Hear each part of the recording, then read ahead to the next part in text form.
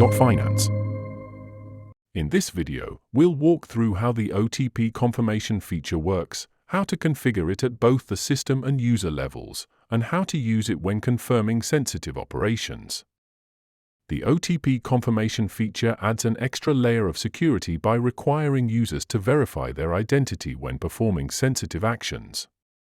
To start using it, the feature must be enabled on both the system level and the individual user level. That means, when a user tries to perform a sensitive operation that requires OTP confirmation, they'll need to enter a code that's sent to their verified email, phone number, or both. If the code is correct, the operation is confirmed and completed. If it's incorrect, or if the user exceeds the allowed number of attempts, the action will not be confirmed. You can also customize several OTP settings, like the length of the code, how long it remains valid, how long a user must wait before resending, and how many times they can attempt to enter it. Now, let's take a look at where you can manage this. Here, you can see the full list of sensitive operations where OTP confirmation can be enabled. There are also dedicated APIs that let you manage these settings at both the user level and globally across the system. To check the current OTP settings on a global level, you can use a specific API. You just need to be logged in as a service user with the right permissions. Let's try this using an administrator account. Once you call the API, you'll receive a response that lists all sensitive operations. You'll also see whether OTP confirmation is currently enabled or disabled for each one. Additionally, there's a parameter called Enabled for new users. If it's set to True, it means this setting will automatically apply to any newly created user accounts. To change global settings, there's another API available. In the request body, you'll need to provide the operation type, for example, transfer, and indicate whether OTP confirmation should be enabled or not. You'll also include whether it should be applied by default to new users. Let's do that now in Postman. Here, we'll set OTP confirmation to enabled for the transfer operation. Once we send the request, we'll see confirmation in the response, OTP is now active for this operation type. You can also manage OTP settings at the user level. Both service users and business users can do this, depending on their permissions.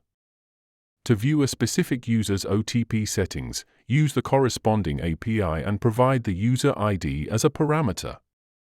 Let's try this using an individual business user account. We'll log in, get an authorization token, and call the API with the user ID, which we've previously retrieved.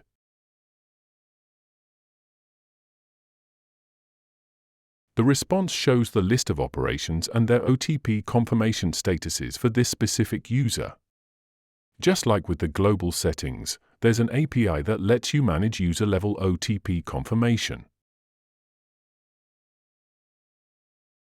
In the request body, include the user ID, the operation types, and the new status for each one.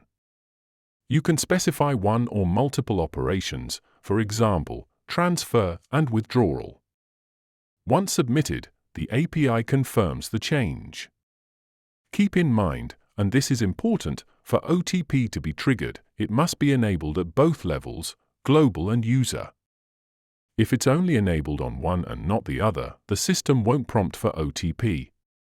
Now let's take a look at the confirmation process itself.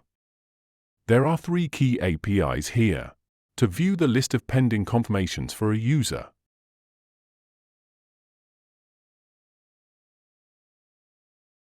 to confirm an operation by submitting a code,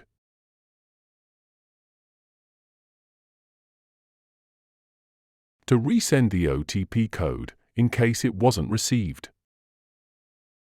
Let's go through the entire flow. We start by initiating a transfer operation.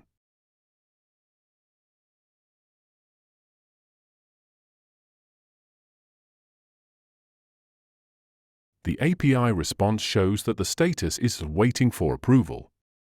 This means the operation hasn't been executed yet, the balances haven't changed, because the user still needs to confirm it. To do that, we first use the Confirmation List API to find the correct pending confirmation. You can also filter the results by operation type, creation date, or entity ID. Once we find the confirmation record, we can see its status is pending. Next, we copy the confirmation ID. Then, we use the Confirmation API and provide the ID and the verification code that was sent to the user.